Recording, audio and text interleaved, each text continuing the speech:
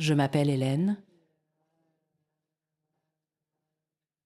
Lors d'un repas de famille, ma belle-fille m'a giflé avec des mots me traitant de vieille capitaliste et me disant que je finirais seule. J'ai éclaté d'un rire qui a surpris tout le monde.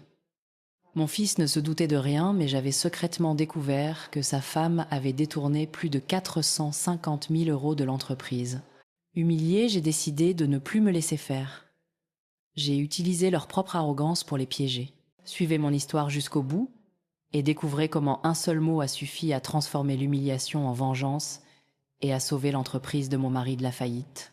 Laissez un commentaire avec le nom de la ville d'où vous m'écoutez pour que je voie jusqu'où mon récit a voyagé. J'ai 65 ans et je pensais avoir tout vu. Je pensais comprendre les gens, surtout ma propre famille. Mais mardi soir dernier, assise à ma propre table de salle à manger, en regardant le visage de ma belle-fille se tordre de haine alors qu'elle levait la main, non pas pour me frapper, mais pour abattre son poing sur le chêne massif de la table. À la table, j'ai réalisé que je vivais dans une illusion depuis des années. Alors ça fait quoi d'être une vieille capitaliste qui va mourir seule? A-t-elle criait sa voix, tranchant la douce chaleur de la pièce, comme une lame dans de la soie. Les mots flottaient dans l'air comme la fumée d'un incendie que je n'avais pas vu venir. Mon fils Marc était assis à côté d'elle, pétrifié, sa fourchette à mi-chemin de sa bouche, une parcelle de purée de pommes de terre, glissant lentement sur l'argenterie pour retomber dans son assiette. Ma petite fille, Chloé, âgée de seulement 12 ans, nous regardait de l'autre côté de la table, les yeux écarquillés, ses petites mains serrant si fort sa serviette que ses jointures étaient devenues blanches. J'ai reposé mon verre de vin avec précaution, sentant le poids de mes 65 années d'expérience s'installer dans mes os. Le lustre au-dessus de nous projetait la même lumière chaude que depuis 15 ans. La même lumière qui avait éclairé d'innombrables dîners de famille, anniversaires et fêtes de fin d'année. Mais ce soir-là, quelque chose de fondamental avait basculé. Et ça fait quoi de ne plus recevoir un seul centime de cette vieille capitaliste? Ai-je répondu, ma voix stable, malgré le séisme qui secouait ma poitrine. Le visage d'Ambre est devenu blême sous son maquillage soigné. Sa bouche s'est ouverte et fermée comme un poisson, cherchant de l'air. Marc a finalement posé sa fourchette, mais il ne regardait pas sa femme avec surprise. Il me regardait avec quelque chose qui ressemblait à de la peur. C'est à ce moment-là que j'ai su. Ils en avaient parlé. De moi, de mon argent, de ma mort. La prise de conscience m'a glacé le sang. Tous ces discours passionnés qu'Ambre m'avait servi au fil des ans sur la justice sociale, sur les maux du capitalisme, sur la nécessité pour les riches de redistribuer leurs ressources aux moins fortunés, j'avais écouté au champ là, tête étant même d'accord avec certains de ses arguments. J'avais signé des chèques pour ses causes préférées, financé son bénévolat payé pour les courses bio, qu'elle jugeait essentielles pour la santé de Chloé. J'avais été si sotte. Maman Ambre ne le pensait pas comme ça, a commencé Marc. Mais sa voix manquait de conviction. Il a 28 ans, mon fils unique, et il essayait d'arrondir les angles comme il avait appris à le faire depuis son mariage avec Ambre il y a 3 ans. Toujours à lui trouver des excuses, toujours à justifier son comportement de plus en plus agressif envers moi. Oh, je pense qu'elle pensait exactement ce qu'elle a dit, ai-je répliqué, mon regard fixé sur le visage rouge d'Ambre. La vraie question, et depuis combien de temps le pense-t-elle, elle? Ambre s'est vite ressaisie. Je dois lui reconnaître ça. Son masque a repris sa place avec une aisance déconcertante. Hélène, je suis désolée. C'est juste que la justice me passionne. Tu le sais. Parfois mes émotions prennent le dessus quand je pense à la manière dont les ressources sont distribuées dans ce pays. Les ressources. C'est ainsi qu'elle appelait le travail de ma vie les décennies passées à bâtir mon cabinet d'expertise comptable à partir de rien. Les ressources comme si mon argent s'était matérialisé par magie, comme si je n'avais pas travaillé 16 heures par jour pendant 30 ans pour construire quelque chose de solide. Mais j'avais entendu autre chose dans ses excuses, quelque chose qui m'avait fait frissonner. Elle n'était pas désolée pour ce qu'elle avait dit. Elle était désolée de l'avoir dit à voix haute. Chloé, ma chérie, si tu allais dans ta chambre commencer tes devoirs, ai-je suggéré doucement, forçant une chaleur dans ma voix pour le bien de ma petite fille. Chloé a regardé ses parents, puis moi sentant la tension sans la comprendre. Mais je n'ai pas fini de manger. Prends ton assiette avec toi, ma puce, a dit Marc rapidement. On t'appellera pour le dessert. Après le départ de Chloé, la salle à manger semblait plus petite, les murs se refermant sur nous trois. Ambre s'était complètement reprise, maintenant assise droite sur sa chaise, avec cette expression familière de supériorité morale qu'elle portait comme une armure. « Je crois qu'il faut qu'on parle », ai-je dit calmement. « Il n'y a rien à dire », a répondu Ambre, adoptant ce ton professoral que j'avais appris à reconnaître. J'ai simplement exprimé ma frustration face à un système qui permet à certains d'accumuler des richesses pendant que d'autres luttent. Ce n'est pas personnel, Hélène. C'est une question de principe. De principe. J'ai failli rire. Mes principes, les principes qui m'ont amené à vous aider, Marc et toi, à acheter votre maison, les principes qui paient l'école privée de Chloé, les principes qui ont financé ton bénévolat ces 3 dernières années. Marc s'est agité sur sa chaise, mal à l'aise. Maman, nous sommes reconnaissants pour tout ce que tu as fait. Vraiment, ai-je demandé, le regardant droit dans les yeux. Parce que ta femme vient de me traiter de capitaliste sans cœur qui mérite de mourir seul. J'ai dit qu'il va mourir seul, pas qui mérite de mourir seul. A corrigé Ambre avec une précision exaspérante. Il y a une différence. La froideur de sa voix m'a transpercée. Ce n'était pas la femme qui avait pleuré dans ma cuisine 2 ans plus tôt à la mort de sa mère. La femme que j'avais réconfortée et soutenue dans son deuil. C'était pas la femme qui m'avait appelée en larmes à cause de soucis d'argent, qui avait accepté mon aide avec une gratitude si apparente. C'était quelqu'un d'autre. Quelqu'un qui portait un masque depuis des années. Tu sais quoi, Ambre? Tu as parfaitement raison. Je me suis levée lentement, mes articulations protestant. Je vais mourir seule parce que je vois enfin le genre de personne dont je me suis entourée. Marc a tendu la main vers moi. Maman, s'il te plaît, calmons-nous et parlons-en. J'ai retiré ma main doucement mais fermement. Je crois que j'ai assez entendu de paroles pour ce soir. Alors que je me dirigeais vers la cuisine, pour commencer à débarrasser, j'ai entendu Ambre chuchoter quelque chose à Marc. Je n'ai pas distingué les mots, mais j'ai saisi le ton, méprisant, satisfait. Comme si elle avait gagné une manche. Devant mon évier, regardant mon jardin que j'entretenais avec amour depuis 15 ans, j'ai ressenti quelque chose que je n'avais pas connu depuis la mort de mon mari il y a 8 ans. Une solitude complète et absolue. Mais cette fois, ce n'était pas parce que j'étais seule. C'était parce que j'avais partagé ma vie avec des gens qui ne me voyaient que comme un portefeuille ouvert. L'eau chaude coulait sur la vaisselle, mais elle ne pouvait laver le goût amer de cette révélation. Le sommeil n'est pas venu cette nuit-là. Allongée dans mon grand lit, je fixais le plafond, tandis que mon esprit rejouait chaque interaction que j'avais eue avec Ambre au cours des 3 dernières années. Chaque souvenir prenait une nouvelle teinte, comme si je regardais une photo à travers une nouvelle lentille, qui révélait des détails que j'avais manqués. À 3 heures du matin, j'ai abandonné l'idée de dormir et je suis allée dans mon bureau. Si je devais réexaminer ma vie avec un regard neuf, autant commencer par les chiffres. Les chiffres ne mentent pas. Les gens si. J'ai sorti mes relevés de compte des 3 dernières années et les ai étalés sur mon bureau comme les pièces d'un puzzle que j'étais enfin prête à assembler. L'image qui s'est formée m'a retourné l'estomac. 67 000 €. C'est ce que je leur avais donné depuis que Marc avait épousé Ambre. 67 000 € en aide pour l'apport de la maison, les frais de scolarité, les réparations de voitures, les factures médicales et ce qu'Ambre appelait toujours des prêts temporaires qui, curieusement, n'étaient jamais remboursés. Mais ce n'était pas seulement l'argent qui me troublait. C'était le schéma. Chaque demande était enrobée d'idéologie, chaque requête déguisée en impératif moral.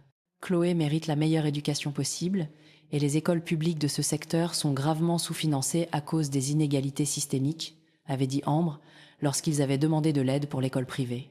Nous ne pouvons pas soutenir l'industrie prédatrice du crédit automobile, avait-elle expliqué lorsque leur voiture avait eu besoin de 4 000 € de réparation de transmission. Même l'apport pour leur maison avait été présenté comme une question de justice sociale. Nous refusons de louer à des marchands de sommeil qui exploitent les familles modestes, avait déclaré Ambre. Mais le marché immobilier est truqué contre les jeunes couples. J'avais été si impressionnée par ces principes, si fière d'avoir une belle-fille qui se souciait des problèmes de société. J'avais signé ces chèques avec le sentiment de contribuer à quelque chose de juste. Quelle farce! Mon café avait refroidi quand j'ai fini d'éplucher les relevés, mais j'étais maintenant complètement réveillée. J'ai pris mon téléphone et j'ai parcouru mes messages avec Ambre cherchant des indices que j'avais manqués. Il y en avait peu. Ambre préférait communiquer par l'intermédiaire de Marc, mais ce que j'ai trouvé peignait un tableau troublant. Il y a 3 mois, Marc m'a parlé de la discussion de ton club de lecture sur les inégalités de richesse. Je suis si contente que tu prennes conscience de ces enjeux. Il y a 6 mois, merci d'avoir compris pour la situation des courses bio. Ça signifie tout pour nous de savoir que la grand-mère de Chloé se soucie de sa santé et de l'environnement. Il y a 1 an, tu es une telle inspiration, Hélène. Peu de gens de ton âge sont prêts à questionner leurs privilèges. Mes privilèges ? Elle m'avait coachée, réalisais-je, avec une horreur grandissante. Soigneusement, systématiquement, elle m'apprenait à me sentir coupable de ma réussite pour que je sois plus généreuse avec mon portefeuille. Chaque compliment avait été une manipulation. Chaque expression de gratitude, une préparation pour la prochaine demande. J'ai posé mon téléphone et je me suis approchée de la fenêtre. L'aube se levait sur mon quartier. Le son de mon téléphone vibrant a interrompu mes pensées. Un message de Marc. « Maman, je suis désolée pour hier soir. Ambre est très stressée avec son bénévolat en ce moment. On peut se parler aujourd'hui. » Le stress de son bénévolat. J'ai failli rire. Quel stress pouvait-il y avoir dans un travail que je finançais ? Mais en y pensant, je me suis rendu compte que je ne savais pas grand-chose de ces activités. J'ai passé le reste de la matinée à faire quelque chose que j'aurais dû faire des années plus tôt, des recherches. Une simple recherche du nom d'Ambre sur Internet a fait apparaître ses profils sur les réseaux sociaux. Et ce que j'y ai trouvé m'a glacé le sang. Photo après photo d'Ambre, dans des restaurants chics, des boutiques, à la mode des escapades de week-end. Des sacs à main, de créateurs des bijoux, des vêtements qui coûtaient plus que le salaire mensuel de la plupart des gens. Le tout posté avec des légendes comme « reconnaissante pour l'abondance de la vie » ou « trouver la joie dans les plaisirs simples ». Des plaisirs simples qui coûtaient une fortune, mais ce sont les commentaires qui m'ont vraiment ouvert les yeux. Une de ses amies demandait « Comment tu te payes tout ça avec un salaire de bénévole ?» La réponse d'Ambre : disons simplement que je suis très douée pour la gestion des ressources. Il y a des moyens de vivre consciemment, sans vivre pauvrement. Une autre amie : apprends-moi tes secrets, ma belle-mère est tellement radine. La réponse d'Ambre : la clé, c'est l'éducation. Certaines personnes ont juste besoin qu'on leur apprenne leurs responsabilités sociales. Ça demande de la patience, mais ça en vaut la peine. Je fixais ce dernier commentaire. Sa responsabilité sociale. Elle avait transformé ma générosité en budget shopping et appelait ça de la justice sociale. Mes mains tremblaient. La publication la plus accablante datait de l'année dernière. Une photo d'Ambre et ses amis dans un bar à vin levant leur coupe de champagne. La légende disait « Parfois il faut savoir jouer sur le long terme ». La patience et la stratégie finissent toujours par payer. Une amie avait commenté « Tu es si douée pour ça, j'aimerais avoir tes compétences avec les parents plus âgés ». La réponse d'Ambre : tout est une question de psychologie. Les gens ont besoin de se sentir importants et valorisés.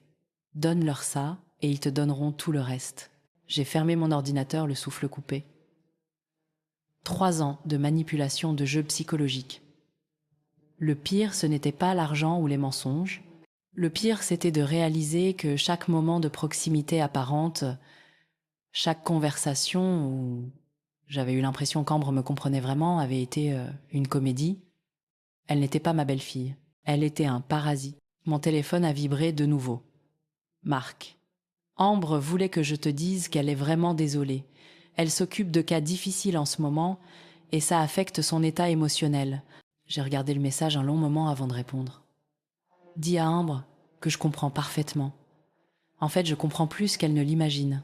J'ai appuyé sur envoyer, puis j'ai fait quelque chose que je n'avais pas fait en 3 ans. J'ai ouvert mon application bancaire, les virements automatiques mensuels pour le prêt immobilier de Marc et Ambre, les transferts hebdomadaires pour les activités de Chloé, un par un, je les ai tous annulés. Si Ambre voulait jouer sur le long terme, elle allait découvrir que je jouais à ce jeu depuis plus longtemps qu'elle n'était en vie. 3 jours se sont écoulés avant que Marc n'appelle. 72 heures, exactement. « Maman, Il semble y avoir une sorte d'erreur bancaire. Athée, il dit quand j'ai répondu sa voix soigneusement contrôlée. Le paiement du prêt n'est pas passé ce mois-ci. Il n'y a pas d'erreur, ai-je répondu assise dans mon jardin avec mon café. J'ai annulé le virement automatique. Un long silence. Pourquoi as-tu fait ça? Pourquoi continuerais-je de payer pour une maison où apparemment je ne suis pas la bienvenue? Maman, ce n'est pas juste. Bien sûr que tu es la bienvenue. Ambre passait juste une mauvaise journée. Une mauvaise journée? Marc, écoute-moi, très attentivement. Viens déjeuner aujourd'hui. Seul. Nous devons parler. Je ne peux pas laisser Ambre seule avec Chloé toute la journée. Elle est vraiment stressée. Alors amène Chloé. Mais pas Ambre. Un autre silence. Maman, qu'est-ce qui se passe? Tu me fais peur? Bien, ai-je dit doucement. Il est temps que quelqu'un dans cette famille ait un peu peur. Il est arrivé à midi avec Chloé. Je l'ai serré fort dans mes bras, le cœur chavirant un instant. Quoi qu'il se passe, entre les adultes, Chloé ne méritait pas de souffrir. Mamie Hélène, maman dit que tu ne pourras être plus aidée pour mes leçons de violon, a dit Chloé, alors que nous nous mettions à table. Elle dit que l'économie est très difficile en ce moment. J'ai regardé Marc par-dessus la table. Il a eu la décence de paraître embarrassé. Elle a dit ça, et quoi d'autre? Elle a dit que parfois les grands-parents doivent faire des choix difficiles avec l'argent quand ils vieillissent, et qu'on devra apprendre à être plus indépendant. La manipulation était d'une audace, à couper le souffle. Ambre préparait déjà Chloé à mon prétendu déclin financier, se positionnant comme la victime de mon égoïsme. Mais elle avait fait une erreur cruciale. Elle avait impliqué ma petite fille dans ses jeux. Chloé, ma chérie, voudrais-tu aller cueillir quelques fleurs dans le jardin pour ta maman? Je dois parler de choses de grand avec ton père. Une fois Chloé sortie, je me suis tournée vers Marc. Mon fils paraissait plus vieux que ses 28 ans. Depuis combien de temps ça dure? Ai-je demandé. De quoi parles-tu? Depuis combien de temps Ambre te monte contre moi? Il s'est tortillé sur sa chaise. Maman, personne ne me monte contre toi. On pense juste que tu ne comprends pas à quel point c'est difficile pour les jeunes familles aujourd'hui. Je ne comprends pas, Marc, j'ai bâti mon entreprise à partir de rien. J'ai eu 3 emplois pendant que ton père finissait ses études de droit. Je sais exactement à quel point c'est difficile. C'était différent. L'économie était différente. Vraiment. Ou c'est juste ce qu'Ambre te raconte. Il a détourné le regard, et j'ai vu le doute qu'il portait en lui. Elle me montre des articles, ateliers à voix basse, sur le fossé des richesses entre les générations, sur comment les boomers ont bénéficié d'avantages économiques que notre génération n'a pas. Et tu la crois? Une partie de ce qu'elle dit a du sens, maman. J'ai fixé mon fils, cet homme que j'avais élevé, à penser par lui-même. Marc, il t'a dit que je n'avais pas de prêt étudiant. Eh bien, j'ai fini de rembourser mon prêt étudiant quand tu avais 12 ans. J'ai fait des heures supplémentaires pendant 3 ans pour effacer cette dette. Et j'ai acheté ma maison avec un crédit sur 30 ans que j'ai remboursé en avance en faisant de la comptabilité pour des petites entreprises le week-end. Son visage est devenu pâle. Je ne savais pas. Non, tu ne savais pas. Parce que Ambre te sert une histoire très soigneusement élaborée sur ma vie, n'est-ce pas?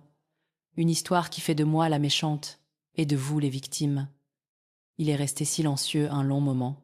Elle dit que tu la juges, que tu penses qu'elle n'est pas assez bien pour moi. T'a-t-elle donné des exemples précis de ce jugement? Elle dit que c'est subtil, ta façon de regarder ses vêtements ou de commenter ses dépenses. Quand ai-je déjà commenté ses dépenses? Marc réfléchit logiquement. Si je jugeais ses dépenses, pourquoi y contribuerais-je? Elle dit que c'est de l'argent, de la culpabilité, que tu essaies de compenser une distance émotionnelle par un soutien financier. La sophistication de la manipulation était stupéfiante. Et toi, qu'est-ce que tu en penses, Marc? Pas ce qu'Ambre te dit de penser. Ce que toi tu crois vraiment. Sa voix n'était qu'un murmure quand il a enfin parlé. Je crois que je suis perdue, maman. Je crois que je suis perdue depuis longtemps. C'est là que j'ai su que je devais tout lui montrer. Les publications sur les réseaux sociaux, les commentaires, la chronologie des demandes et des achats. J'ai sorti mon ordinateur et je lui ai tout expliqué, regardant son visage passer de la confusion à l'incrédulité, puis à une horreur palpable. Elle a acheté un sac à main à 2 000 € la même semaine où elle nous demandait de l'aide pour les frais de scolarité de Chloé, ai-je dit en montrant une publication particulièrement accablante. Il a fixé l'écran. Elle m'avait dit que ce sac était un cadeau de sa mère. Sa mère qui est morte il y a 2 ans. Je lui ai montré les commentaires sur la gestion des parents plus âgés, les références aux jeux sur le long terme. Quand j'ai terminé, Marc tenait sa tête entre ses mains. « Oh mon Dieu, maman, qu'est-ce que j'ai fait ?»« Tu es tombé amoureux, ai-je dit simplement, et tu as fait confiance à quelqu'un qui ne le méritait pas. » Chloé est revenue à ce moment-là les mains pleines de fleurs. En la regardant, j'ai senti une détermination froide s'installer en moi. Il ne s'agissait plus seulement d'argent ou de fierté. Il s'agissait de protéger Chloé. « Qu'est-ce qu'on fait maintenant ?» a demandé Marc à voix basse. « Maintenant, ai-je dit, nous allons découvrir qui est vraiment Ambre. Et ensuite, nous déciderons quel genre de famille nous voulons être. » J'ai passé la semaine suivante à vivre comme une espionne dans ma propre vie. La percée est venue d'une source inattendue. Ma voisine Martine. Elle a 73 ans et vit dans notre rue depuis 40 ans. Elle connaît les affaires de tout le monde. Hélène, ma chère. Hâtée, elle commençait. J'espère que vous ne m'en voudrez pas, mais est-ce que tout va bien avec votre belle-fille ? Mon cœur s'est mis à battre plus vite. Que voulez-vous dire ? Eh bien, elle était là hier après-midi pendant que vous étiez sortis. Elle est restée assise dans sa voiture devant chez vous pendant 1 heure au téléphone. Une conversation très animée. Avez-vous entendu ce qu'elle disait ? Martine a paru embarrassée. Je n'essayais pas d'écouter, mais ma fenêtre de cuisine était ouverte. Elle n'arrêtait pas de dire des choses comme elle devient méfiante. Et il faut accélérer le processus. Et puis elle a dit quelque chose à propos de la vieille Bic qui m'a fait penser qu'elle parlait peu être de vous. La vieille Bic. Hâtée, elle dit autre chose. Elle a mentionné un plan B Pring. Et elle parlait d'argent et que vous ne seriez plus un problème très longtemps. Les mots m'ont glacé le sang. Hâtée, elle mentionnait des noms. Il y avait une certaine Diane, à qui elle faisait souvent référence. Et elle a mentionné le prénom de votre petite fille plusieurs fois. Diane. Je ne connaissais aucune Diane dans la vie d'Ambre. Mais la mention de Chloé, quel genre de plan B, impliquait ma petite fille de 12 ans. Ce soir-là, j'ai appelé Marc et j'ai menti. Je ne me sens pas bien. Pourriez-vous venir, Ambre et toi ? J'aimerais discuter de certaines affaires de famille tant que j'ai encore toute ma tête. Ils sont arrivés en moins d'1 heure. Hélène, tu as l'air fatiguée, a dit Ambre avec une fausse sollicitude. Je me sens juste vieille, je suppose, ai-je répondu. De quoi voulais-tu discuter ? A demandé Ambre. De mon testament, ai-je dit simplement. Le changement dans la pièce fut immédiat. Les yeux d'Ambre se sont aiguisés d'intérêt. J'ai pensé à faire quelques changements. Créer une fiducie pour l'avenir de Chloé pour ses études. Mettre la maison en fiducie également. As-tu parlé à ton notaire ? A-t-elle demandé. Pas encore. Je voulais d'abord en discuter en famille. Eh bien, dit Ambre en se penchant légèrement en avant, je pense que Chloé devrait être la principale bénéficiaire. C'est l'avenir après tout. Elle a 12 ans, a fait remarquer Marc. Elle aurait besoin d'un tuteur pour gérer la fiducie. Bien sûr, a acquiescé Ambre. Quelqu'un qui comprend ses besoins. Quelqu'un comme sa mère. Le plan B devenait plus clair. C'est un point intéressant, ai-je dit. Je suppose que je devrais aussi nommer un tuteur subsidiaire au cas où quelque chose vous arriverait à Marc et à toi. Rien ne va nous arriver, a dit Marc. Mais Ambre pensait déjà à l'avenir. Il vaut mieux être préparé, a-t-elle dit. La façon dont elle l'a dit m'a fait frissonner. Qui est Diane ? Ai-je demandé soudainement. Le visage d'Ambre est devenu blanc. Quoi, Diane ? J'ai entendu ce nom l'autre jour. Je me demandais si c'était quelqu'un que je devrais connaître. Je ne sais pas de quoi tu parles. A-t-elle dit, mais sa voix était montée d'un octave. Le mal était fait. Je pouvais voir les rouages tourner dans la tête de Marc. Le lendemain matin, j'ai appelé un détective privé. J'ai besoin de tout savoir sur ma belle-fille, lui ai-je dit. Ses finances, ses fréquentations, son véritable passé. Tout.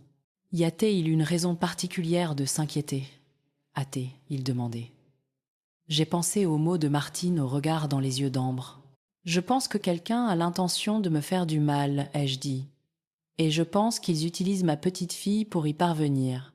Le détective Robert Perrin m'a appelé 6 jours plus tard. Sa voix était sombre. « Madame Dubois, nous devons nous voir aujourd'hui, et vous devriez peu être amené votre fils. » Dans son bureau, il a ouvert un épais dossier. La première photo montrait Ambre plus jeune, aux côtés d'un homme âgé. « Voici Frank Kowalski », a dit Perrin. 78 ans, veuf avec des biens considérables. Il est mort 8 mois après cette photo. La veille de sa mort, il avait modifié son testament laissant tout à Ambre qui se faisait appeler Wendy Roberts à l'époque. Marc était livide, à côté de moi. Ce n'est pas possible. Elle n'était pas sa femme, elle était son aide-soignante. Le nom réel d'Ambre était Gwendoline Moreau. 31 ans, pas 29.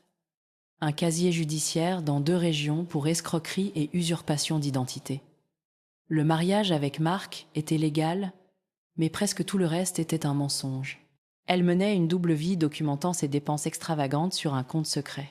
L'argent venait de moi, mais aussi d'autres sources. Elle menait une arnaque sophistiquée à long terme. « Qui est Diane ?» ai-je demandé. « Diane Moreau, sa sœur cadette. Elle travaille avec elle sur certaines de ses opérations. » Des opérations. Elles ciblent des personnes vulnérables, généralement des personnes âgées. Elles établissent des relations, créent une dépendance, puis extraient autant d'argent que possible avant de disparaître. Gwendoline n'avait pas rencontré Marc par hasard. Elle l'avait ciblé. « Et Chloé ?» ai-je demandé, la voix brisée. C'est la partie la plus inquiétante. Elle prévoit d'accélérer leur plan. Qu'est-ce que ça veut dire? Elle prévoit d'obtenir la garde légale de Chloé et de s'en servir pour accéder à toute fiducie ou héritage que vous pourriez lui laisser. Comment? En éliminant les obstacles. Vous en particulier. Marc s'est levé d'un bond. Vous dites qu'elle veut tuer ma mère.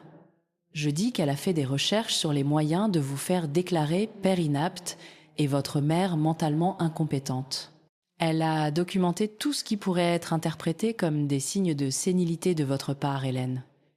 Son plan était de devenir la tutrice de Chloé, puis d'utiliser cette position pour contester mon testament. Je la veux hors de nos vies, ai-je dit doucement. J'ai une autre idée, ai-je dit lentement après un moment. Et si on la laissait croire qu'elle est en train de gagner? Le piège était d'une simplicité élégante. J'ai appelé Ambre 3 jours plus tard, ma voix soigneusement tremblante et confuse.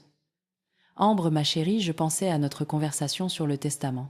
Je deviens si oublieuse, je suis inquiète. Oh, Hélène, a-t-elle dit, et je pouvais entendre l'excitation qu'elle peinait à cacher. Tu ne devrais pas t'inquiéter de ça toute seule. C'est justement ça. Je crois que j'ai besoin d'aide. Quelqu'un pour m'assister dans mes décisions financières. Quelqu'un en qui j'ai confiance. Le silence à l'autre bout du fil était lourd de promesses. Je serais heureuse de t'aider. A-t-elle finalement dit. Pourrais-tu passer cet après-midi? J'ai des documents que j'aimerais te montrer. Elle était à ma porte en moins de 2 heures. J'ai fait en sorte de paraître légèrement instable sur mes pieds confuses. J'ai étalé sur la table basse des documents que Perrin et moi avions préparés, des relevés de compte montrant mes actifs, des portefeuilles d'investissement, des polices d'assurance. Tout ce qu'un prédateur financier voudrait voir.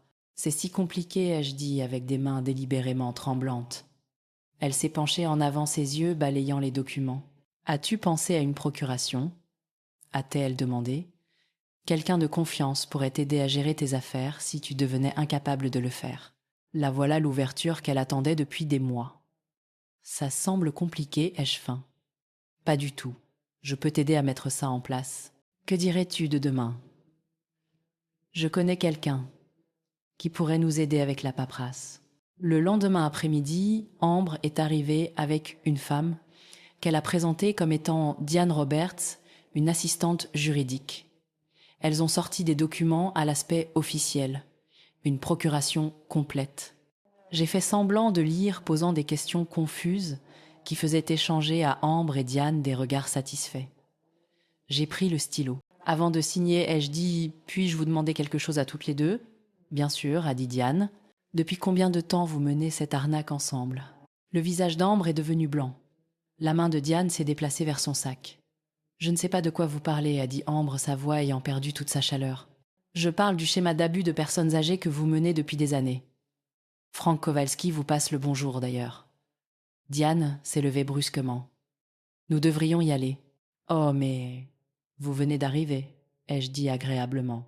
Et je ne vous ai pas encore présenté mes amis.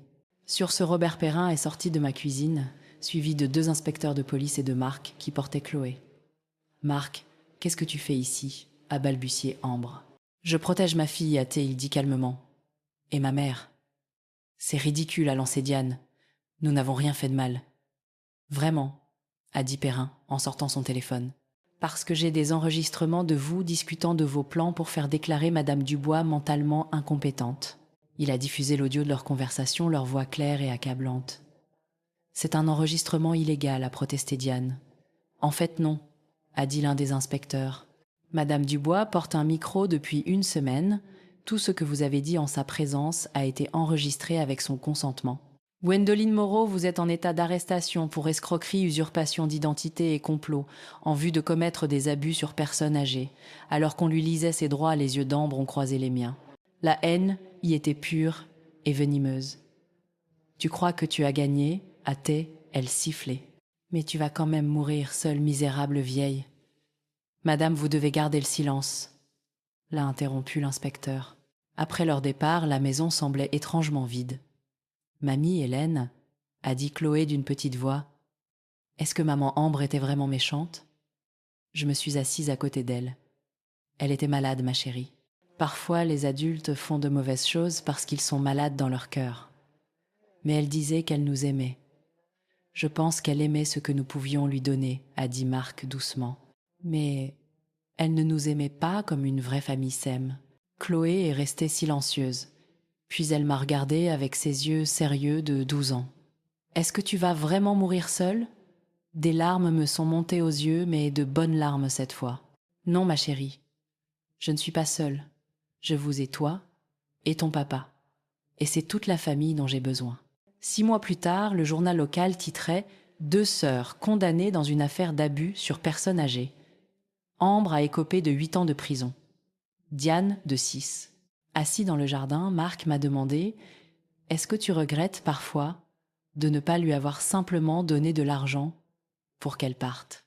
Si nous avions fait ça, ai-je répondu, elle serait passée à une autre famille. Et Chloé ? Chloé est en train d'apprendre que le véritable amour ne vient pas avec des conditions ou des manipulations. Ça vaut plus que tout l'argent qu'Ambre aurait pu voler. Ce soir-là, en arrosant mes fleurs, ma voisine Martine est passée. J'ai entendu ce qui s'est passé. Vous allez bien. Je vais mieux que bien, lui ai-je dit. Je suis exactement là où je dois être. Elle a hoché la tête en signe d'approbation. Bien pour vous. Certaines personnes doivent apprendre que la gentillesse n'est pas de la faiblesse. Plus tard, dans ma maison silencieuse, j'ai repensé aux derniers mots d'Ambre. Elle s'était trompée sur tant de choses. Je n'allais pas mourir seule. J'étais entourée de gens qui m'aimaient pour ce que j'étais pas, pour ce que je pouvais leur donner. Et ça faisait toute la différence. Maintenant, je suis curieuse de vous connaître, vous qui avez écouté mon histoire. Qu'auriez-vous fait à ma place? Avez-vous déjà vécu quelque chose de similaire? Commentez ci-dessous. En attendant, je vous laisse sur l'écran final 2 autres histoires qui sont les préférées de la chaîne et qui vous surprendront certainement. Merci d'avoir regardé jusqu'ici.